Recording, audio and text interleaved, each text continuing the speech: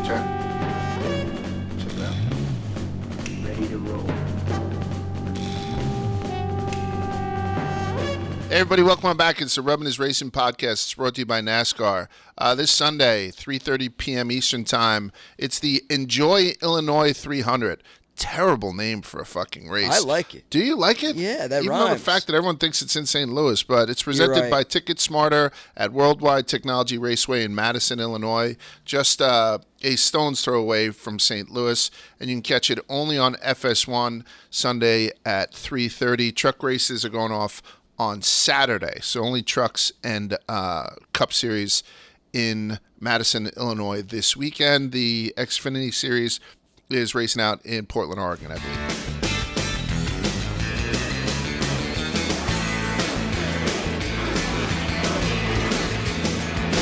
We'll get right to Charlotte, and we'll get right to Chase Elliott. Chase Elliott gets a one-race suspension for hooking Denny in his right rear corner. We've seen all the clips. Denny said he was throwing a tantrum. Chase like, I don't know. You know, when you hit the wall, you can't control this thing anymore. Even though multiple people had hit the walls in this race. I mean, Tyler Reddick pulled off a circus move, but I think like 3 or 4 people hit the walls and were able to recover.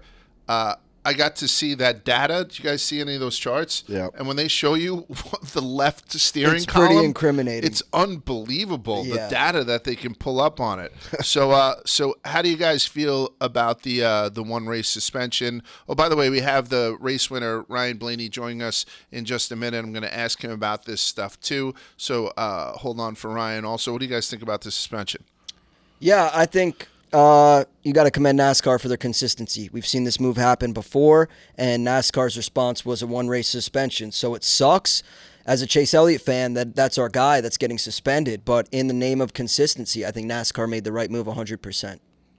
Yeah. I mean, it was very funny. Just Denny was, within 10 minutes, was just like snitching on him, had the data. He's like, it's obvious that he did it. I mean, I guess when you have incriminating evidence like that, you have to suspend them. We're having some lights issues. For those watching, I don't know, the lights are switching up. For those watching on YouTube, it just, so Spider's obviously he's in the house. We got Quiggs and we got Liam and we got some fucking haunted lights.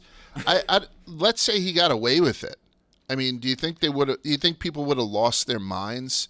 They compared apples to apples to what Bubba did to Larson last year in Vegas.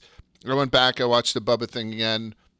Bubba's was much more intentional. I mean, he came across all the way down to get him. So I know it was the same result and whatnot.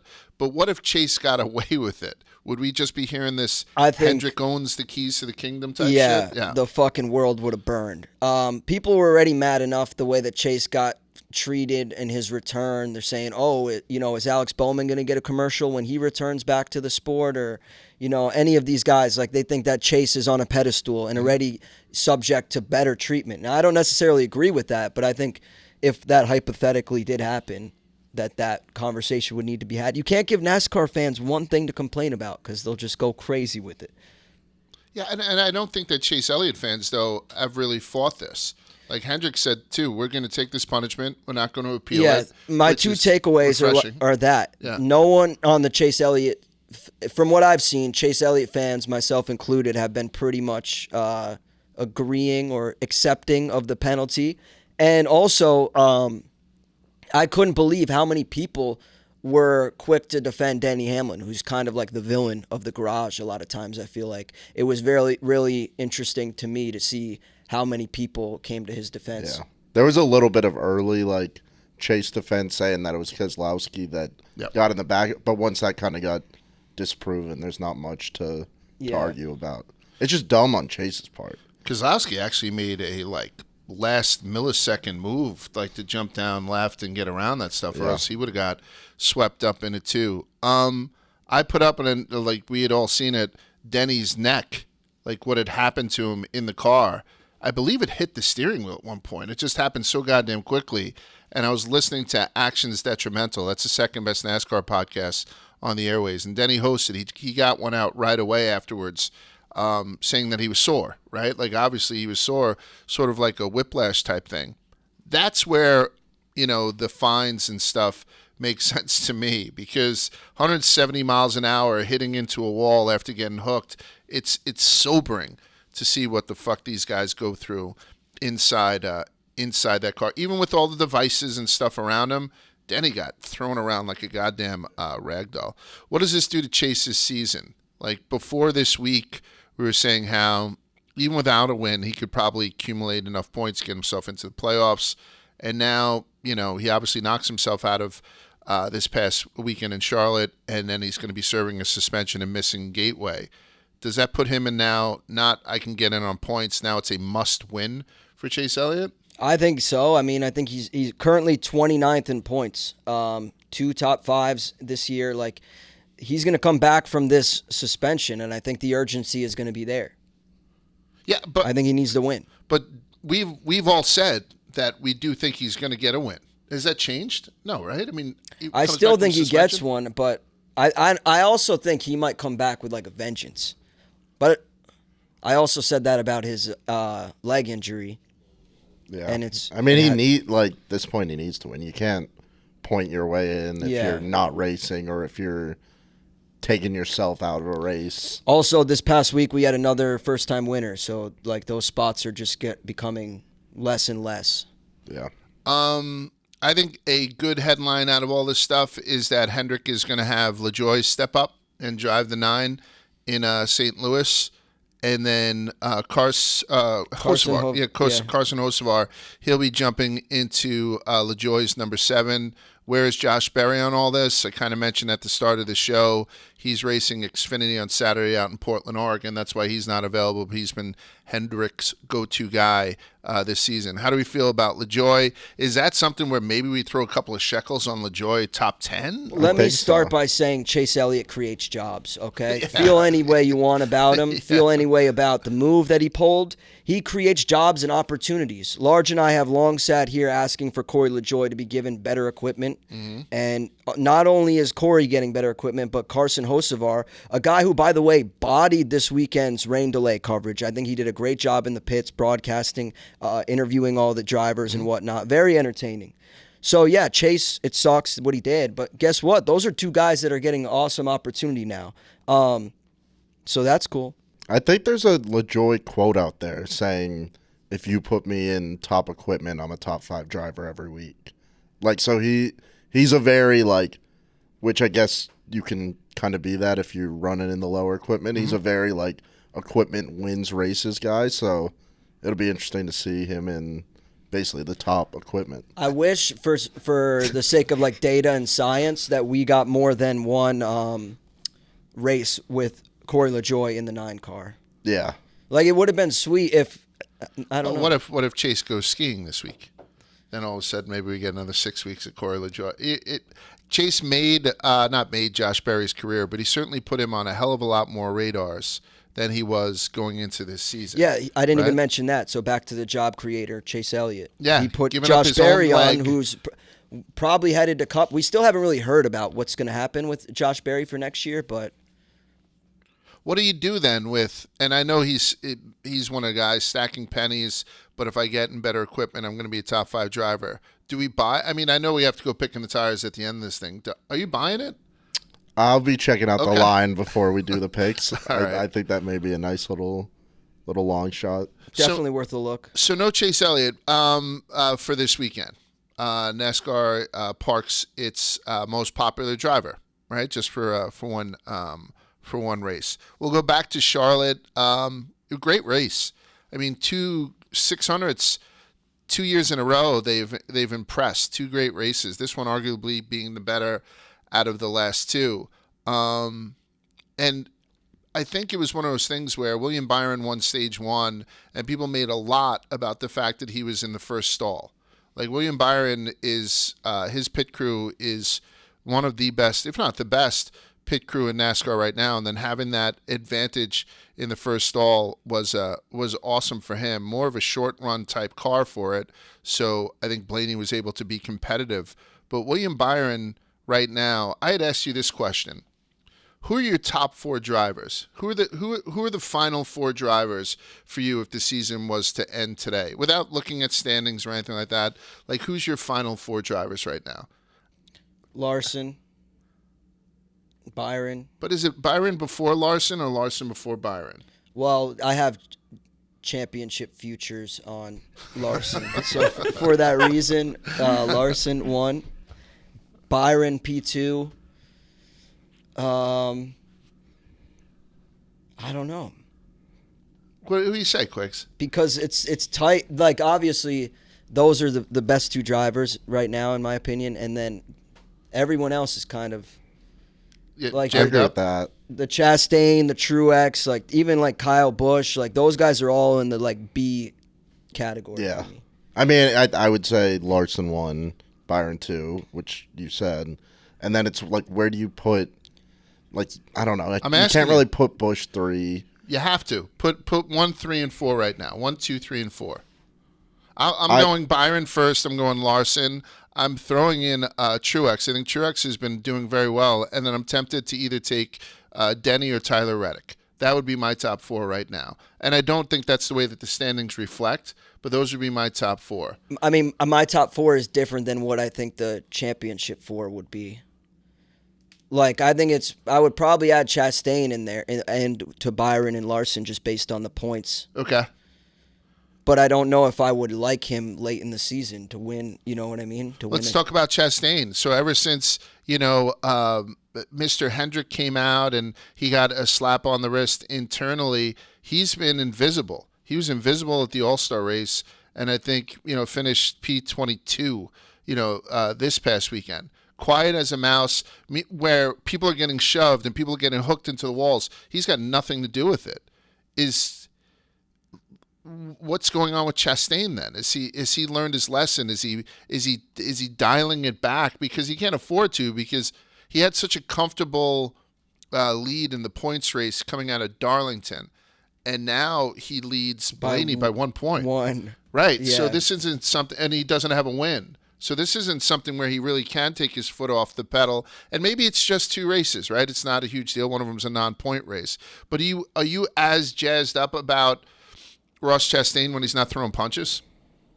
No, I think kind of where we were saying last week, like, it feels like they're neutering him. I think they neutered him a little bit. Like, he's just not in the races like he used to be. And I mean, like, used to be as in like 3 weeks. I think it's not that long. But. As much as I just said I'm skeptical to take him late in the season, I do think he'll come into a win or 2. Okay. I don't know. Either way, it makes it less fun, and we did have a lot of shit to look at, particularly with Bubba Wallace. 2 weeks ago, Bubba Wallace decides to flip the bird when he's talking to my girl Jamie in the post-race thing, and then apparently he had given the finger to Eric Almirola, and so when they went in under red flag for a rain delay, Eric Almirola comes over and gives him a push. And by the way, that one big black security guard, he's fucking everywhere. That guy is there. That guy deserves a raise. For trouble. Yeah, no, he doesn't. Somebody should fire him, because maybe we can get some little I people know. duke He's it out. too good. Actually, you're right. Yeah. Yeah, fuck that guy. Guy's fucking awesome. Take his hard card. Let him fight. I'm going to ask Blaney about it in a little bit, because I know Ryan is close friends with Bubba, but what do you think about this? What do you think about Bubba getting himself in trouble with the middle finger more than anything else in the past 2 weeks? I almost feel like back to the Chastain thing, like Bubba needs to be neutered a little bit too. Like, he's in a car that is very good. Him and his teammate Tyler Reddick have been running pretty good. At some point, you just got to, like, keep your nose clean to a certain extent. Like, don't get involved in the extra bullshit that goes alongside racing. Just, I don't know. I don't know. Is that too much of, like, a stick to sports take? I don't really understand the Bubba Amarola thing. It didn't seem like there wasn't too really much, like, on the track contact. Exactly. I think they kind of got into each other, but nothing that worthy of fighting over. And then, I don't know, if you get offended by the middle finger, you need tougher skin. Yeah. Who you got in a race? Who do you got in a fight? Bubba or Almirola? I don't know. Probably Bubba. Yeah, I would take Bubba But as well. Almirola's not. I would tell you right now, I Gonna watched roll him. over. He was training with some special forces or something as they were going into Charlotte, like, because they're trying to cue in on military angle and whatnot. I think Almirola might be like a quiet stone cold killer. He's got I'll that take him dad all strength. fucking day over him. Yeah. Give him to me all day. I'll take Bubba. But now, with the way that May was set up, and I was showing you the calendar, May 1st was on a Monday. Dover had the rain out, so we had the Dover race actually run on a Monday. So technically, in the month of May, we've had 5 NASCAR cup races. One of them was the All-Star race. So we've had 4. And in the month of May, Bubba Wallace has been one of the best drivers out there. Top 3, top 4, certainly. And it seems like he's being remembered more for this bullshit when he's doing a fucking fantastic job. As is Reddick. Like 2311 looks good just about every week, and including this week where I think they ran P4, P5, right? I think that's how they had finished. Yeah. And then Reddick with that 45, the powder blue fucking North Carolina colors. Gross. I loved it. Yeah. Kyle Larson. You say gross? Yeah. Oh, you're NC State fan. Yeah. Oh, sorry, Wolfpack. Larson, who I had picked, I made like a chalky pick with him, had a tough day on Monday. And obviously everyone knows things got rained out, so Charlotte didn't run the 600 until Monday because of the rain. You took off, right? Did you stay for Monday? No, I flew back. So I tailgated for 5 hours in the rain on Sunday, and then had my flight back Monday. Didn't feel like changing it, and like there was no guarantee it was even going to happen Monday. There's still rain, so which honestly I'd prefer that in a way where it's like you get the tailgate experience, but you still get to watch it on TV. So was it awful though, the tailgate experience? Oh yeah. Well, it's one of those things where yes, it was awful, but like once you get a little rain on you and a couple drinks, you stop caring, and then it's more fun than like a normal tailgate. It's also then you probably don't want to look at flights. Yeah. After 5 hours of drinking in the rain. Yeah. But no, it was a great time. There was probably people tailgating. There was probably 5 groups in the area we were, and there's usually 600. Damn. Okay. I mean, you're an idiot if you like stood out in the rain and tailgate the whole time, but I know rain, ruins just about anything, and we push people to go to NASCAR races all the time, bucket list stuff, particularly in a couple of locations, but it's so soluble in water. NASCAR, it just fucking ruins everything. It's unfortunate, more so than a lot of other sports. All right, so Larson had the hood open in 2 pits, just had a tough day, and then just kind of lost it towards the end. A lot of drivers making mistakes. Busch had that spin at the end of stage 2. Then he went about a half a mile in reverse. Yeah, with loved some it. Flat ground to like turn around. But or yeah, whatnot. he had like reasoning for it. I think he could have turned that car around wherever he wanted. Oh, it was definitely a look at me move for a little bit. Yeah, and it was bizarre to watch. Congratulations to Chris Buescher. He wins his first stage. He won stage 2. His first stage win since 2021. And again, also for the month of May, like I looked at the stats, and Buescher's a top 10 point earner in the month of May also. So congratulations to him. I think you guys will agree that Blaney had the fastest car, both on short and long runs. Byron had the greatest pit crew and the greatest setup. So even on restarts and whatnot, Blaney earned this victory. Yeah. I think it was one of those ones where he drove, extremely well. And we'll ask him about it in a couple of seconds, but we'd be remiss not mentioning that because it was the Coca-Cola 600 miles of remembrance, he had Marine Sergeant David Kenneth Kruder, who was only 26 years old, from Cincinnati, who was lost in Iraq in 2005. So he had Sergeant Kruder across his windshield. Typically, the families of the fallen soldiers who are on the windshield are also in attendance, but I'm wondering whether or not that family was there because of the rain out. So we'll see if he got to have any kind of interaction with them on Monday. I loved all that. That pomp and circumstance that NASCAR did around for Memorial Day was as American as I think I've ever felt at a sporting event. So good for them, man. I don't get to see it a lot. Yeah, we'll get to the over-under segment, but you can't say enough about NASCAR's salute to service, especially on Memorial Day. So now Blaney gets off the Schneid, a 58-week drought, and now he's second in points behind Chastain. And he gets a Coke machine. That's the trophy for this, which It's I think is trophy. I think it's one of the better trophies that they give out. And the only thing that he did do is he forgot to put it in park when he got to the winner's circle. So I'm going to talk to him about that also. Do you guys hear Tony Stewart in the booth? Yeah. I think he's awful. Am I out of my fucking mind? And I love Tony Stewart. I love watching him race and stuff like that from afar. Is he? I'm not a huge fan of him in the booth. I kind of love his whole personality and attitude. Yeah. He's like a lovable asshole. So I don't know. I like him. Okay. Roger Penske sweeps the weekend, winning the Indianapolis 500. The F1 stuff that went on in the morning was one of the most boring races I've ever seen in my life. That's the first time I watched F1. It'll probably be the last time. I don't get whoever starts in first wins every time. Yeah. I don't get it. F1 has a great fucking marketing team. Yeah, I was gonna say and a great that. agent And a great documentary, but some of the worst. Yeah, the racing. racing's just not good. Like a lot of times, they don't even show you the first place because he's just gone. So it's like who's in the battle for like 6th and 7th the whole race because everybody else is just. I don't It's an understand equipment game, like because why- they don't have the same constraints. So it's one team can just spend trillions of dollars and make their cars way better. As far as I know, I'm not a huge F1 guy, but I thought I was missing something. IndyCar blew it the fuck out of the water. The Indy 500 was way better than the F1 race. Like And I thought the Coke passing, 600 was- drama, action, open. Like that to me, that is what F1 fans think that their sport is. Yeah. It's IndyCar. Connor Daly with a top 10 finish, by Yeah. the way. I threw him in their top 5. How about that tire going flying? Thank God everyone was all right. That was incredibly scary. So a tire came loose in the IndyCar race. Yep. And it there was a gap in the fence. There was like VIP tents to the one side and nothing on the other. And if it would have hit somebody, it would have just fucking killed people. But That would have been. instead I it mean, that's wiped out why like a NASCAR Honda is so Accord. strict on the penalties with losing tires. Zane Smith has a career best P10, which is great to see like a guy that young outperforming in the Cup Series track. The opposite side of the spectrum is Jimmy Johnson just regretting himself coming back. Like Jimmy Johnson is not having an easy time. Legacy is not having an easy time. I think the Toyota jump will be, very good for them. I respect Eric Jones. I love Noah Gragson. Obviously, Jimmy Johnson is an all-timer. But do you think he regrets this coming back this season?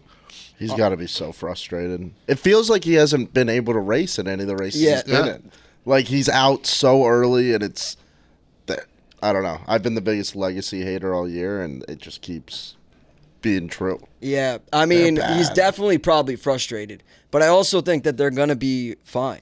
Like, it sucks that he, as Quigg said, he's right, that it seems every race he's in, he's like out the first car off the track, which is super sad to watch. Like, I want to see him go out there and run good, but I think that will come next year once they're running Toyotas. I really do. I think right now it's just kind of like passing time at Legacy, unfortunately. Yeah, but I don't know. Like, I don't think he regrets it. He obviously knew that this was in the cards, so this is just kind of the unfortunate I just don't know if circumstance. Toyota is like the answer.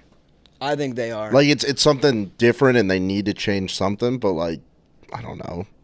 Are they just gonna magically be good when they have Toyotas? Probably. I'll tell you what, they can't be any worse. Yeah. Right? And like we said, where they were on the depth chart with Chevy right now and how deep they are down the depth chart. So even just getting yourself one or two spots above that as far as getting attention and resources from your manufacturer is a home run. I just know that there are so many retired drivers who probably have aspirations when they see a guy like Jimmy Johnson come back and race a couple of races. I wouldn't now. I mean, I wouldn't, because it just seems like this guy is breaking his own heart. Alex Bowman took a month off with a broken back, and he comes in. I think he finished 12th. He was P12. Coming back from a broken back and sitting in a car for 600 miles is probably not what the doctor ordered. Is that an impressive thing? So Bowman was very, very consistent this season. I think he had an average finish somewhere in the 10s, 10 and a half or something. So to come back after the break and finish 12th in 600 miles. Do we think Bowman's going to get a win this season? Do we like how he raced on this way back? There were a lot of people who didn't finish, so maybe that number 12 is a little bit inflated. What do we think about Bowman? I don't think he wins this year, but I think he'll get one. I would have been curious to see, like, if Chase and Larson stayed in the race, like where Bowman would have finished amongst his team. You know what I mean? Right. Because, I mean, in the ranking of it, it's just right now you guys have Larson, Byron, Bowman, Chase, if you're going to rank the Hendrick drivers, correct? I mean, Of success this year? yes, Yeah. just this season. I mean, that's obviously it. And you guys think that Chase is going to finish with at least one? I think maybe. Yeah. So who's the guy who doesn't have a win, who's most do probably next up for the win. Blaney got his first of the season. Who's up next for first of the season? I would love it to be Harvick. Yeah. Harvick, but I don't know. Sweet. Like, I don't know if he's going to get a win. I think he'll have some great races where he'll be top fives. I don't know if he'll get a win. I got one. I mean, this dude's knocking on the door, and back to the Toyotas are running fucking great. How about Bubba Wallace? Yeah. Is that a hot take? No, I think does Bubba Wallace get a win before, like we had said, before Ty Gibbs? The Ty Gibbs ran a hell of a race. I mean, I see this kid maybe sneaking in and grabbing one. He ran a hell of a race until he was taken out late and then jumped in a car. You know, he did the 900 miles. By the way, shout out to all those people who did double duty in the car. That's something else. So, yeah, I don't know. Ross Chastain. Justin Haley. Yeah, Justin Haley. Justin Haley filled in for Kyle Busch. I'm curious to get your guys' take on this. Kyle Busch originally said he was going to run the Xfinity race, and then when the scheduling kind of got changed, he backed out. And then Justin Haley came in, and they interviewed him, and he's like, I don't really know why I'm running this. Like, I barely fit in the car. Like, it's fit up for Kyle's size body, not mine. Like, he did not seem thrilled about it. Do you think that he wasn't? I mean, it's a different thing. I think a lot of the people who are doing double duty, it doesn't make that much sense to do Xfinity after the Cup race, because I think the reason why you do double duty is get some info on the track and all that. Like, nobody wants to race in the Xfinity after the Cup race. Right. Other than, like, just full-time Xfinity drivers. But, yeah, I mean, I don't blame Kyle for not wanting to run it, but if you're fucking over somebody else that also doesn't want to run it, I guess it's a little messed up. But shout out Justin Haley. Yeah, no, all kudos go to Justin Haley. But if you're a future Hall of Famer, I think people who hate Kyle Busch will say it's a bitch move that he didn't want to do it all in one day. And, you know, obviously you can make an argument for that. But at that point, you just don't have to do it. No, I remain a Kyle Busch fan. If anything, it just makes me a fan of Justin Haley because he clearly kind of seemingly didn't want to do it, and he did, so. Shout out Haley. All right, so to talk about what had happened in the race, no better person to talk to than the guy who won the whole fucking thing. Let's go 3 wide with Ryan Blaney. Hey, everybody. So as promised, we're 3 wide with Ryan Blaney. So Spider and I try to get winners. We only have winners on this podcast. Right away, I had hit James Hallis, and Christian Bocachico. The band. The guys, to get Ryan Blaney. They're like, no, Ryan can't do it. He's off to fucking Chicago to do something. But it winds up it's a winning week, so he cancels Chicago, and now he's doing the Grand Press Tour because he just got off the Schneid and won the Coca-Cola 600. Welcome back, Ryan. We've had you on a couple of times. It's always nice to see you.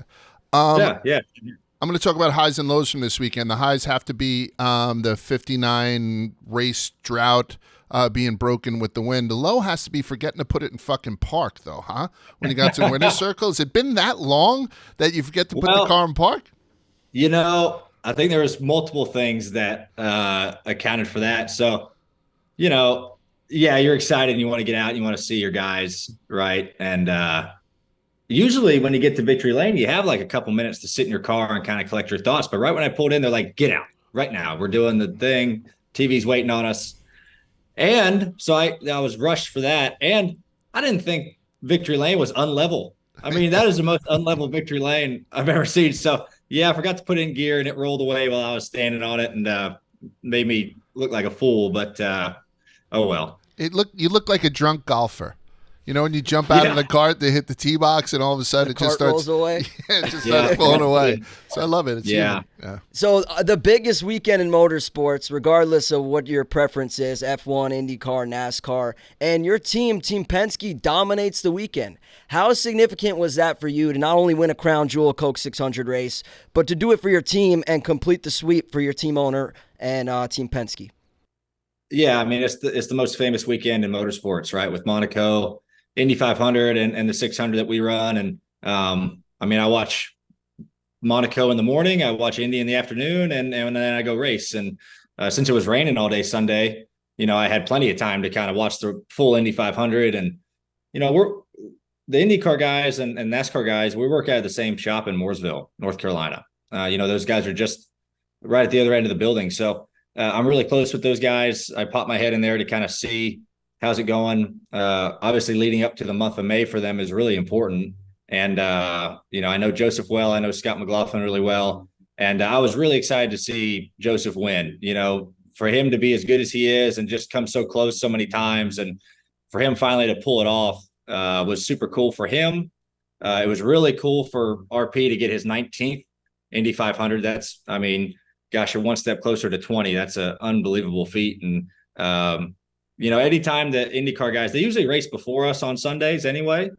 So whenever they win, they're like, all right, well, pressure on us to sweep the weekend. And I had a full night to think about sweeping the weekend for those guys since we ran on Monday. And just super cool. I mean, it's hard for me to believe that no one's ever done that.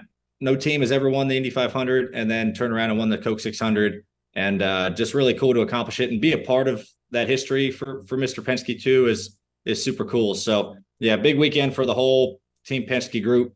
It was awesome to see all those men and women in the shop on Tuesday morning, IndyCar and NASCAR folks. Just to, a lot of the people that work at the race shop, they don't get to go to the track. They're strictly in the shop, and it's great to see them and show our support because they're just as big of a part of it as anybody who goes to the track or not. So that was definitely special yesterday. Let's talk about you for a sec. We had Denny on a couple of weeks ago. I think he went 33 weeks without a win. And it seemed like Denny was mad the whole time. Like he was mad for those 33 weeks. You had intimated to Jamie Little afterwards that, you're starting to doubt yourself. It seemed like a totally different thing. How big of it was a deal? Like when you woke up on the last 60 Sundays, was it like, shit, we're up to 57. Can't believe we're fucking 57. You just further into bouts of depression. Like, so how much did this really affect your psyche as you sat into a car every weekend?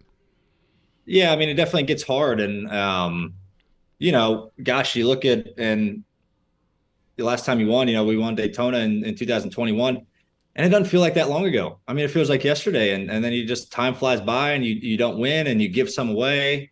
And those definitely sting. And the biggest thing that was frustrating to me personally was getting asked about it every single weekend. As that streak, gets bigger and bigger, you get asked about it all the time. When are you going to win next? Why haven't you won? It's like, I don't know. We're trying every week just as hard as before, right? I mean, it's not like we're out here happy to not win, and so that definitely gets a little tough. And yeah, I'm not the most confident person out there, so it's easy to doubt yourself. You're like, well, why aren't we winning? Is it me? What am I doing wrong to why we can't win anymore and get in victory lane? Do I have to change up my style, my kind of approach to racing, because obviously it's not working to get in victory lane. So yeah, I don't know. I don't think I was angry waking up every day like, man, we haven't won in X amount of weeks. I was just trying to keep focused on the task at hand. But it is easy to get down on yourself and beat yourself down of, man, and last year not winning Joey winning the championship and as many races as he did, you're like, well, our equipment's good enough to do it. I must suck as a driver, right? My teammates in races won the championship. I can't even win. You are terrible. You suck. And so it's easy to get that way. And, it's nice when you crawl out of that hole and it gets you built up, better your self-confidence when you can, finally go out there and do your job. I want to point out one thing with the two different answers. When Denny said that his equipment was good, he blamed it on the pit crew right away. He was like, it couldn't be fucking me. So, because there's so many things at play. So it's nice to see somebody take some responsibility, unlike Denny Hamlin. It certainly. Yeah, fucking with Denny.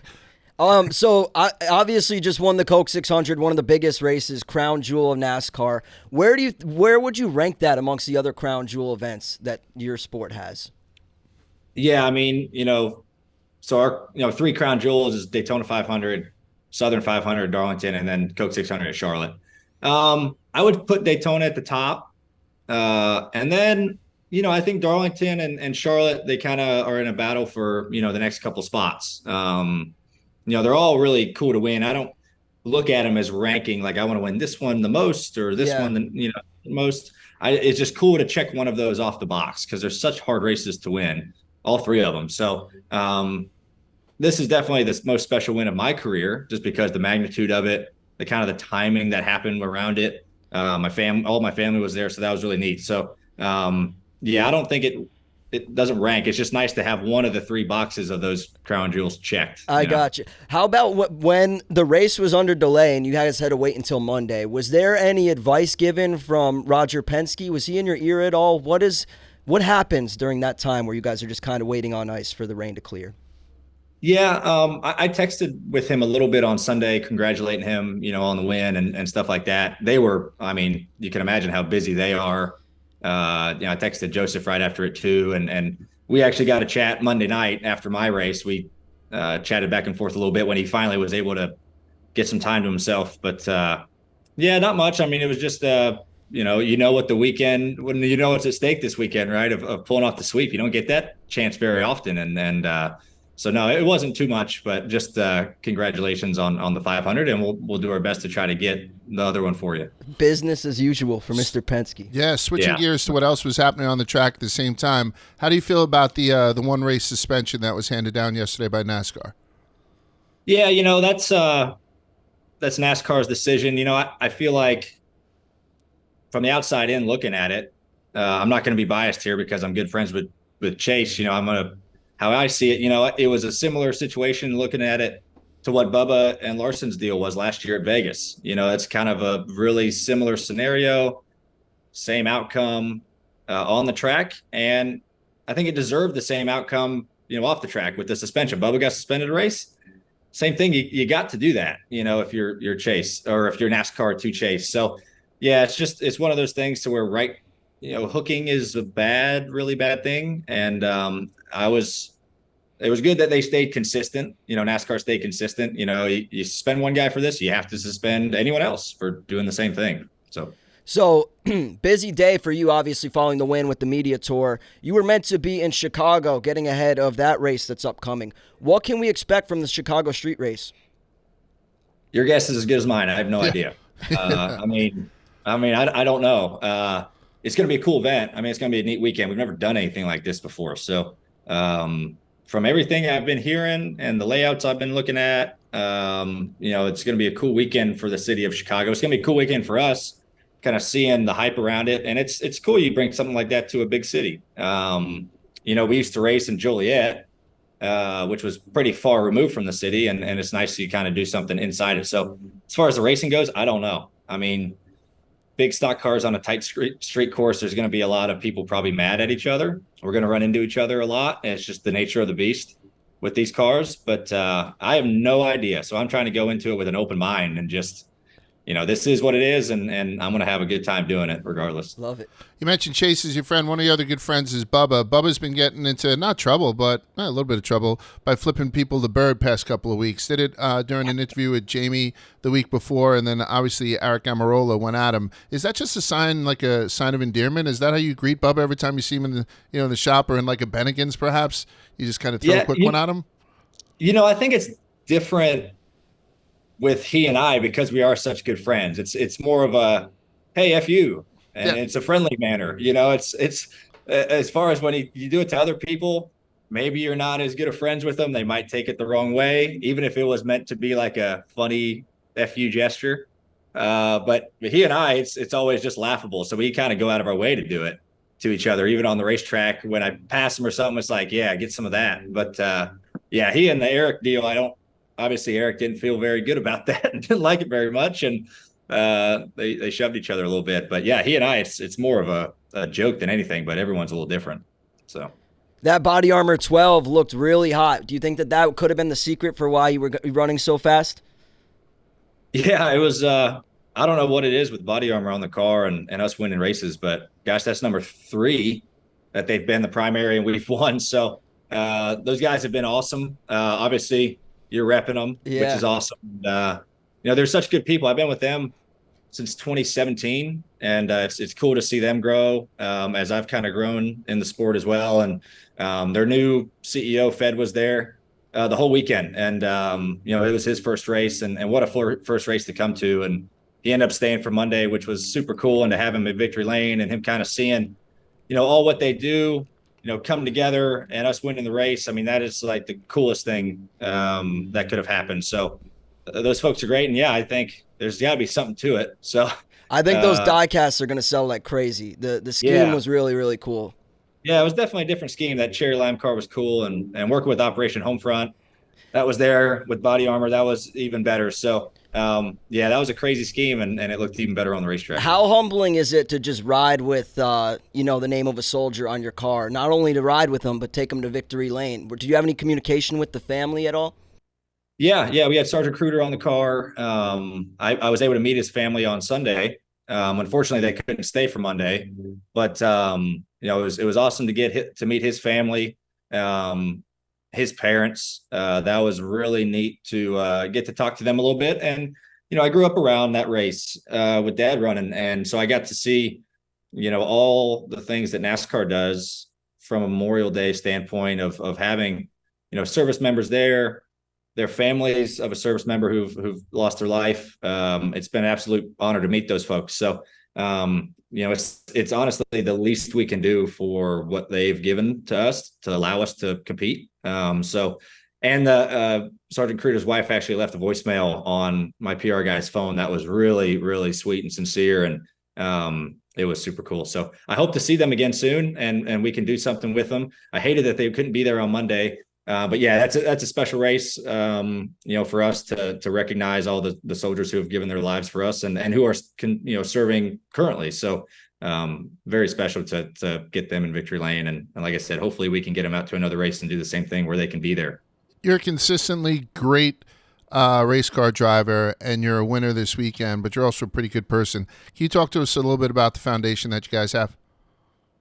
Yeah, we've had our foundation event. So the Ryan Blaney Family Foundation has been around since 2018, and we work with the Alzheimer's Association. We work with University of Pittsburgh Medical Center, kind of brain health, areas, and we've done our Charlotte charity event the past 2 years. Last year we did it Thursday leading up to the 600. We were just coming off the All-Star win, so that was a special event. Right. And then this year we did it Thursday leading to the 600, and we won the 600. So we got to continue to have that the weekend of Charlotte, because something good always happens around then. Mm-hmm. But yeah, it's a neat event that we do. Meet a lot of great people around that event, and with our foundation, whether it's from the Alzheimer's Association or UPMC, they do amazing jobs. That's UPMC is where Dale Jr. went when he was hurt. They work with a bunch of hockey players, football players. My dad went there when he got injured, a handful of years ago. Dr. Mickey Collins is unbelievable, and it's revolutionary what they're doing. So for us to help them out all we can is definitely special to me and my family, and we're really fortunate all the people who've supported it, because it wouldn't be possible without them. So it's been a fun journey, and looking forward to continue to do it for many years. We're going to wrap it up right now. The only thing that we're going to do selfishly is ask you to preview Gateway. We ask drivers all the time, what's the one race we have to go to? And people throw out different tracks to us all the time. No one's ever thrown out Gateway. Honestly, right? Yeah. Like, no one's ever been like, oh, that's the go-to one. And they don't stick to Talladega. Like, people are like, oh, you got to get to Dover, you got to get to New Hampshire. No one's ever thrown out Gateway. Neither of us have been there. Give us the lay of the land at the track this weekend. Wait, are you going this weekend? No, fuck no. No one told us to go. We're not. We're going. We're going Nashville next. Then we're doing Chicago, Roval, Michigan. So we got like 5 or 6 more. Nice. But I want to get to Gateway at some point, just because I like St. Louis. So tell us about it. Yeah. We started going there last year. Was the first race there for the Cup Series. The trucks have been there, a few times. IndyCar races there, and I'm gonna be honest, they've done an amazing job of preparing for a Cup race. They did last year. They did a great job of making it a eventful weekend, of entertaining people who come out, who camp, things to do around the race, leading up to it. They had a Nelly concert there Saturday night last year, which was awesome. It brought me back to my high school days. So that was like the coolest concert I've ever been to. They do a great job. It's in a cool area. They've upgraded the track a bunch, and it puts on a good show. Heck, the race last year was awesome. So I can't wait to go back. It's going to be a hot one this weekend. Y'all are probably glad you're not coming. It's going to be like 96 on Sunday. So we'll have our work cut out for us in the car. But no, a really cool venue. Like I said, they do a great job. And like I said, most importantly, they put on a really good show. So I can't wait to get back. Excellent. All right, Orion, that's all we got for you. Continued success. Yeah, go to your next people and brag about your big win, and we'll talk to you soon, okay, my man? Thanks, guys. Congratulations. Thanks, Ryan. All right, so that was Ryan Blaney. He's been on the show a couple of times. We've had him in the office. Actually, did Lowering the Bar. Just a great guy. And after he had won, everybody was so happy for him.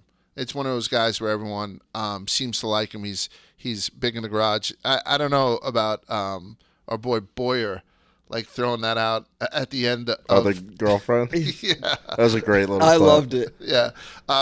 William Byron finished second, obviously, and Boyer had thrown out.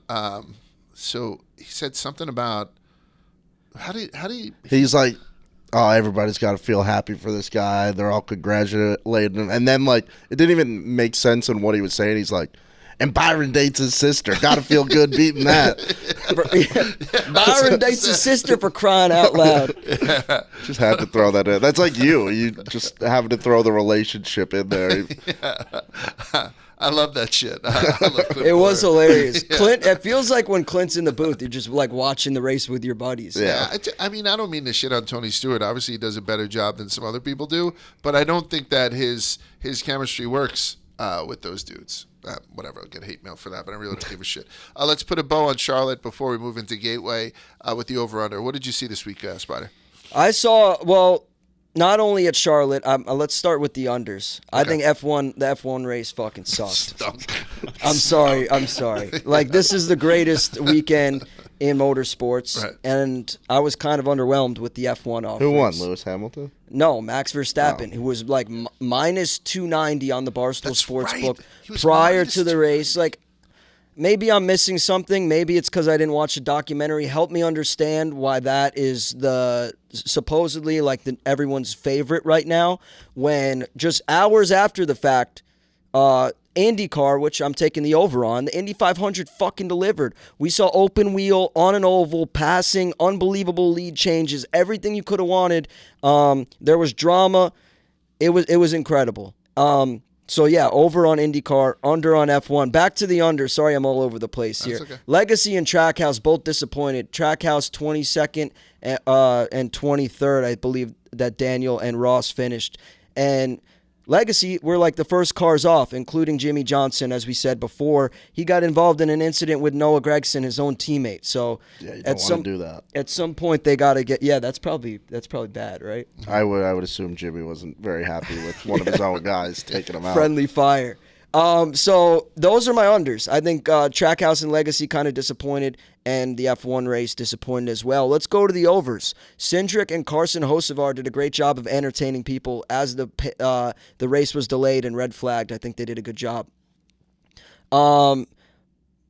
I want to give a shout out to the producers on Fox. Their commercial soundtrack as they cut away from the races is fucking incredible. They have some great bangers they always play. They played Green Day, one of my favorite bands. Zane Smith finished 10th, another over on Zane Smith. And then also my final over, NASCAR Salute to Service. I mean, one of the greatest things that they do.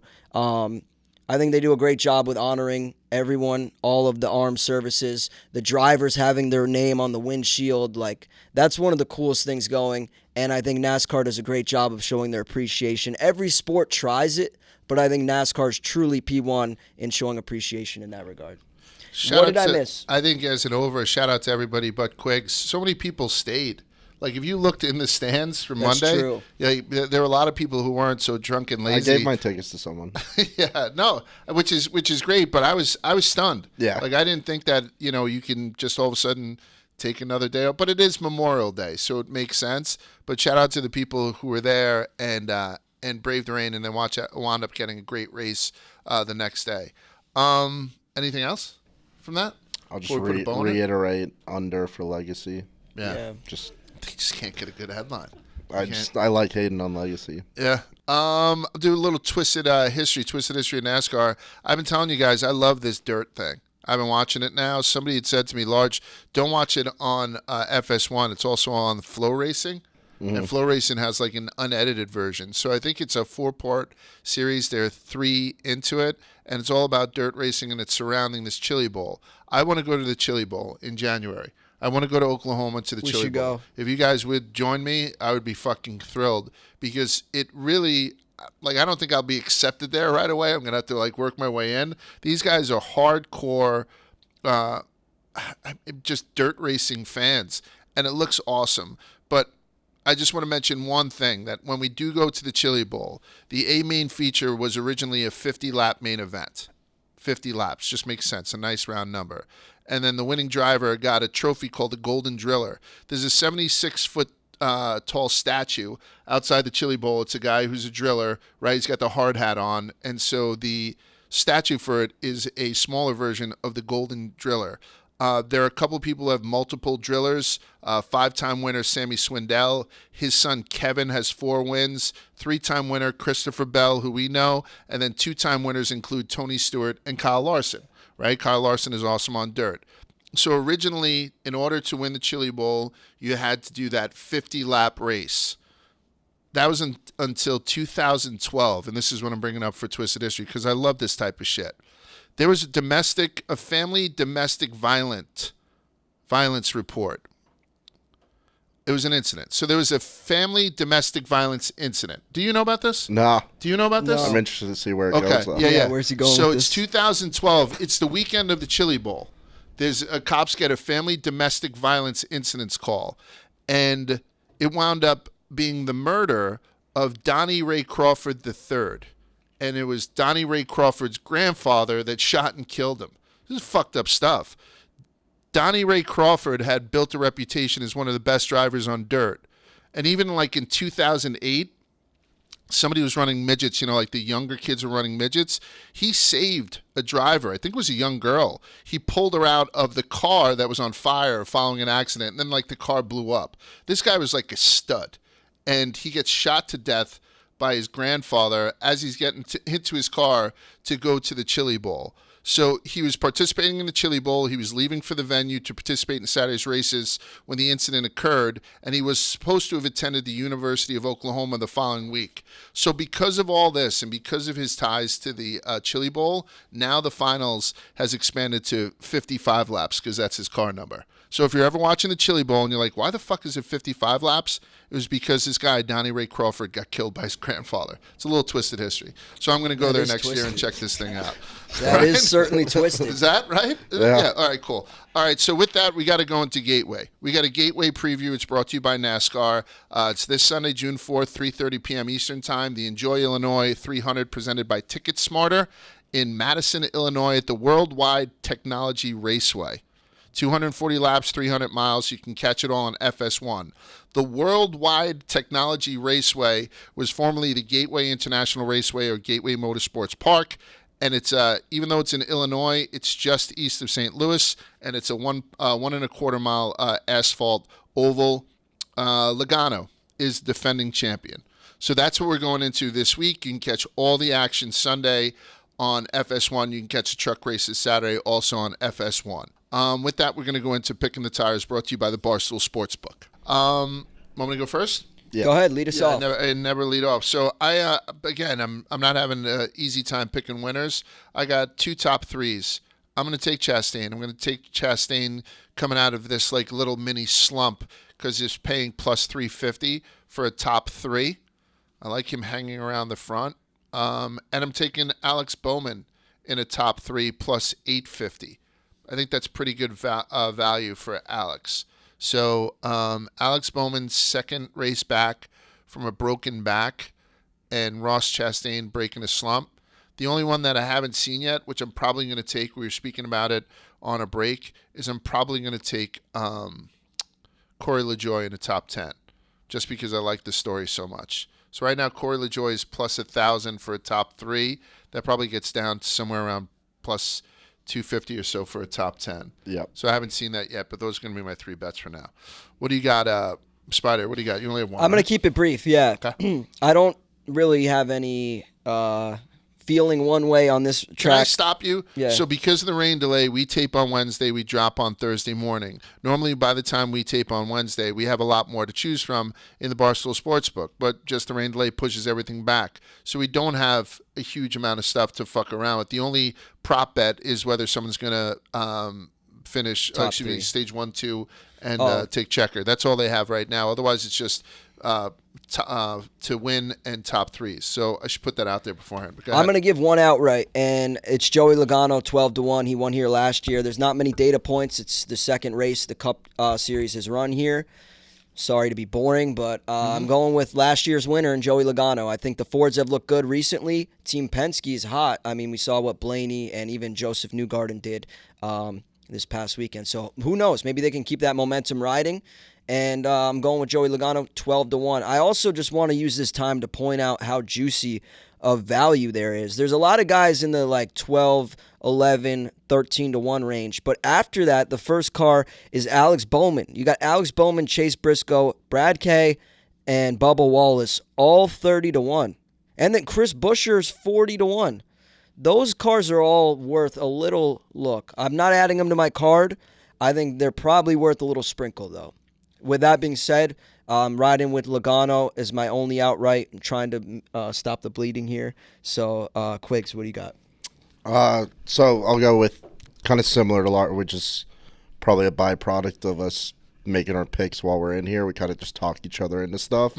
I like Bowman to win plus 3,000. I think that's great value for him. I don't know if he'll win, but like getting him at 30-1 is. He's too good of a driver for that. And then I'm going LaJoy top 3 plus 1,000. Really? I don't know. He'll be in a great car. He's a great driver. Top 3 may be a little bit of a stretch for him, but at plus 1,000, I like that. Do you think he'll just fucking send it because it's like his only? Oh yeah, only time in the. I think he sees this as like his opportunity to get a win. Because he's was it at Atlanta last year when he just was going crazy for the win? Yeah. I hope he has that same energy, only this time in Chase's 9. That would be great to see. So those are the two I added once we got in here. The two I came in with were Larson plus 500. I just like him on tracks where there's not a ton of races that they've run on him. We don't have a ton of info, and he can go to any track and figure it out and figure out the lines and get it done. So Larson plus 500. And then my favorite pick, which I think I might take this top 3 and top 5, but right now I have a top 3. Austin Cindric, top 3 plus 2,000. Okay. Led 35 laps last year. I think he was 3rd or 4th most laps led. He's a Penske car, which Logano won it last year. He's been racing pretty good. Say the odds again. Cindric top 3 plus 2,000. That's fucking juicy. I like that a lot. So that's my favorite play this week. I like how we talk each other into bets. Yeah, we do. That's why I'm down 100 units. Yeah. All right. So that's. And by the way, who you call it? LaJoy had gone on I guess Stacking Pennies and said, it went from every week there was a website that was will Corey wreck or did Corey wreck, and you put that in, it would just say yes or no because he was such an aggressive driver back at the time. People hated him for a while, so I really like this turn here and wish him the best of luck this week. And I just need him to do a top 10. That's it. We'll see you guys next week on Rubbin Racing. Enjoy the race. Peace.